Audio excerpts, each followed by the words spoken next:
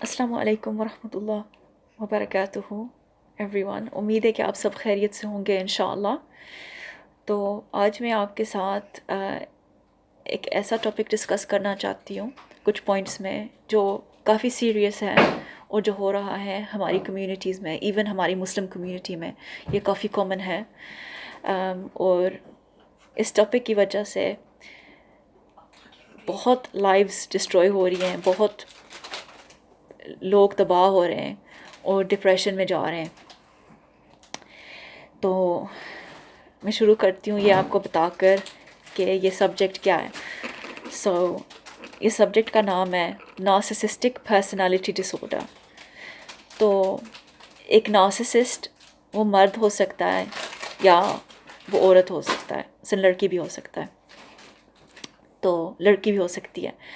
तो वो एक खुद पसंद इंसान होता है जो अपने आप को बहुत कुछ समझता है और उसमें बहुत गुरूर होता है। वो सोचता है कि बाकी लोग कुछ नहीं है और वो सब कुछ है। तो ये काफ़ी साइकोटिक किस्म का इंसान होता है जो काफ़ी ट्रबल्स क्रिएट करता है दूसरे लोगों के लिए। जो मुखलिस लोग हैं उनके लिए बहुत ट्रबल्स क्रिएट करता है। ये एक नफ्सियाती बीमारी है।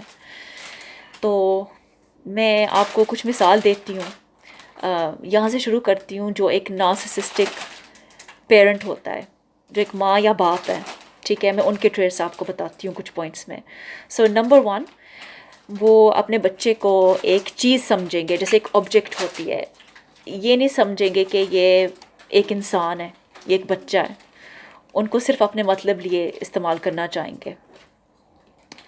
नंबर 2, ये अपने बच्चों के जो हकूक़ हैं ये निगलेक्ट करते हैं, इनको देते नहीं हैं। बेशक वो फाइनेंशियल उनके राइट्स हों, ठीक है, मसलन पैसा खर्च, ऐसी चीज़ें, इमोशनल नीड्स उनकी हों, या फिज़िकली उनके लिए हो, जैसे वो उनको काफ़ी दफ़ा छोड़ के चले जाते हैं, ब्लैकमेल करते हैं, ऐसी चीज़ें करते हैं, या काम पे जाते हैं वापस आकर उनको टाइम नहीं देते। तो नंबर 3, ये कभी अपनी गलती नहीं मानते, और अगर मानते भी होंगे तो सिर्फ जब दूसरा कह रहा है कि मैं आपको छोड़ रहा हूँ या छोड़ रही हूँ, और ऐसा तो गलती माफ़ी मांग कर भी वो कहेंगे कि देखो मैं तो असल में माफ़ी नहीं मांग रहा था या मांग नहीं रही थी, ठीक है ना। और वो वही गलतियाँ फिर से करेंगे, वही तकलीफ़ें आपको फिर देंगे।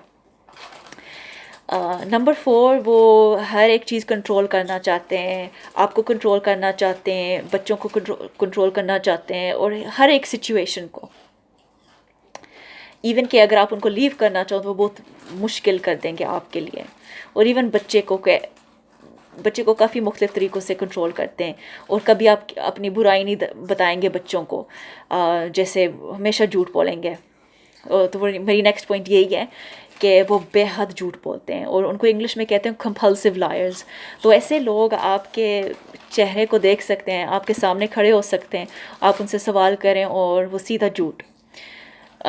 तो कुछ लोगों को पता चल जाता है और ज़्यादा लोगों को नहीं पता चलता कि ये एक्चुअली झूठ बोल रहे हैं, क्योंकि जो मुखलिस इंसान होता है वो बहुत अच्छा सोचता है दूसरे के बारे में। वो बहाने बनाता है उसके लिए कि नहीं ये इंसान ऐसे नहीं हो सकता। तो वो इतने आदी हैं ना अपने झूठ से कि इवन वो अपना झूठ भी बिलीव कर लेते हैं। तो फाइनल पॉइंट ये है कि वो मेंटली बहुत हर्ट करते हैं बच्चे को एंड इवन आपको, एंड आपको बच्चे के थ्रू हर्ट करेंगे।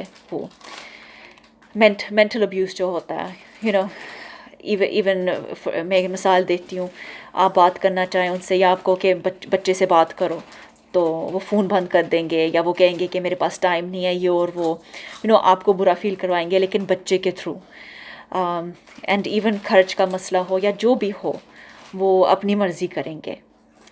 तो वो बच्चे को एक चीज़ समझते हैं और एक टूल समझते हैं आपको दुख पहुंचाने के लिए, आपको दुख देने के लिए।